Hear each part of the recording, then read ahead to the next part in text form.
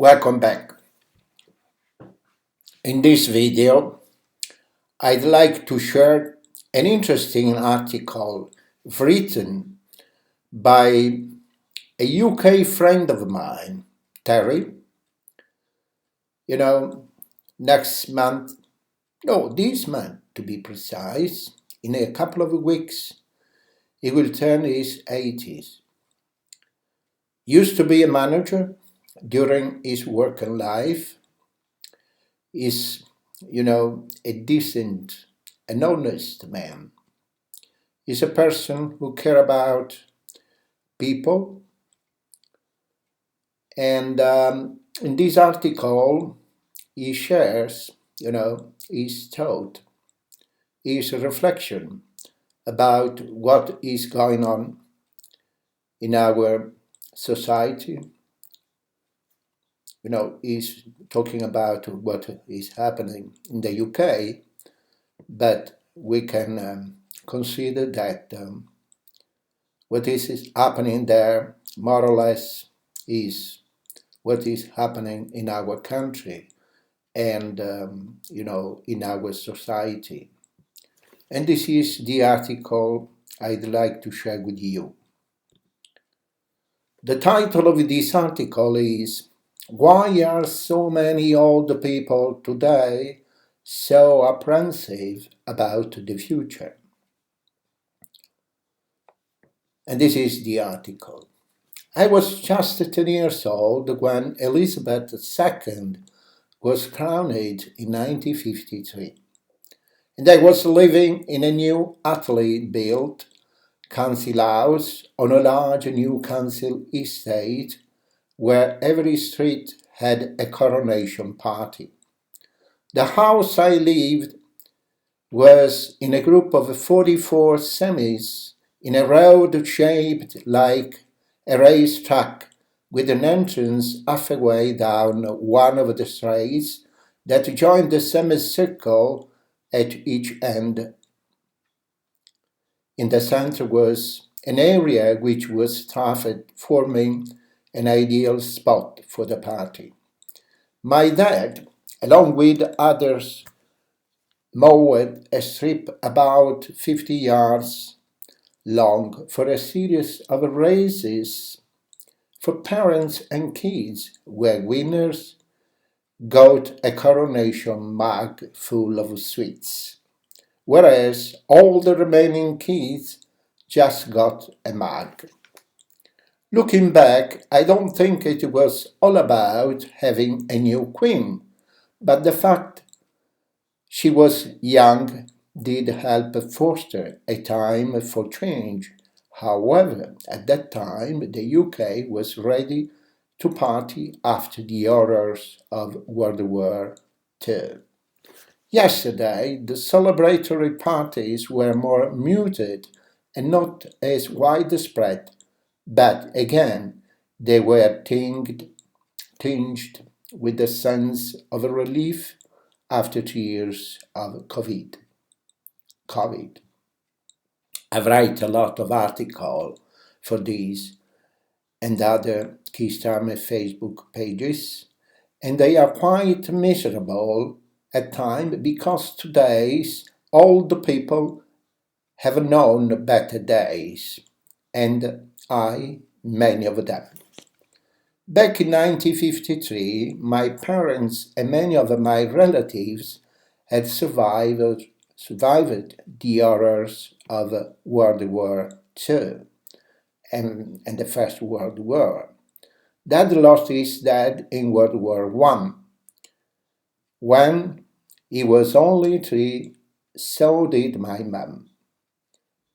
They each told me how lucky I was to live at that time, and they continue to tell me that for the rest of their lives up to the 90s. And I believed them because my generation was the luckiest generation probably ever. The new working class had seen the door widely open to better times by Italy, and they bolted straight to without a glance backwards into the dark age that they were anxious to leave. Thatcher in the 80s punctured our balloon when many of the new rich became so greedy for more wealth. It's hard to explain that although the material gains of the working class continue to increase, with color TVs, white automated kitchen appliances, central heating, fitted carpets, and more, home ownership, something of the closeness was lost, and the poorest got significantly poorer in comparison to the new working class. However, too many of the better off working class start to disown any respect for those poorer than themselves, and they greed for more has all but destroyed community spirit and social responsibility.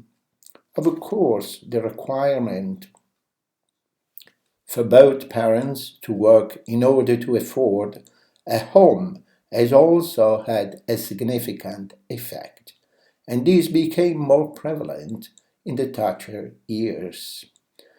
The NHS is suffering a near terminal breakdown today because these last 13 years has seen the true long-term effect of underfunding at a time when the country needs it more than ever due to COVID. As this happened, our life expectancy has increased, putting a further increase to demand of NHS and care services. Today's coronation kids will have a life substantially worse than mine, and probably worse than their parents. I say this because, as well as greed being so dominant, indulgence has also increased alarmingly. Little things I've noticed when people win money prizes on quiz shows. Why do so many put going on expensive holidays to faraway places as their first wish? My parents bought presents for me at Christmas and on my birthday, and by today's standard they were very modest, almost insultingly so, but they had a sense of fear that greed would result in hardship down the road to the future. Get only what you need to get, was their philosophy. Today I see queues at shops, but mainly on the web, as consumers must get the latest smartphone, computer game, electric scooter, album release, etc. So, for themselves or their rather spoiled kids, and many do this because they both have to work and feel guilt at having to sublet their parenthood to grandparents and nurseries. Kids always have craved for more, just like in the film Oliver, set in Victorian times when Oliver took his empty dish and asked for more. But historically, most parents control this tendency toward greed, but not now. Excesses are positively encouraged. Children's TV tell them to get the latest new gizmo each day, and their computer games are all about winning rewards for beating the hell out of their opponent, as well as pushing the next version of their game. And grandchildren had hand out lists of what they want along with the version, number, and the price. So this is why I'm more apprehensive today than I was in even Thatcherland in the 80s. How the hell can we sell frugality as a way of life when our kids have such high expectation.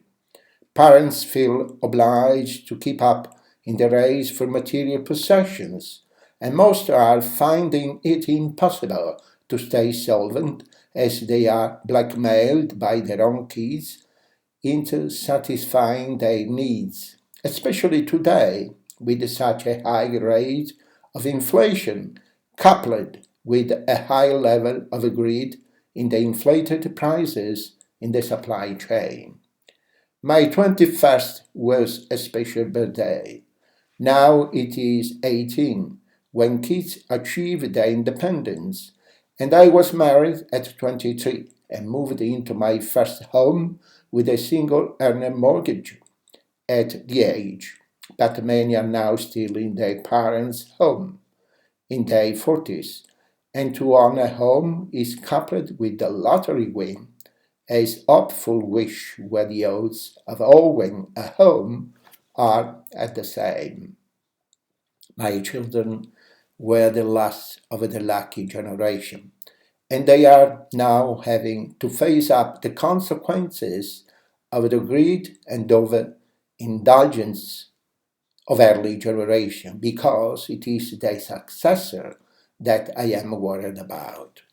Keir Starmer and the Labour are, I believe, aware of this, and although I believe that they will win the next election, I remain apprehensive for the time after their first 5 years because of the Tories. They will be back with their quest to divide and conquer at a time when the world must start to put together for moderation because it destroys itself.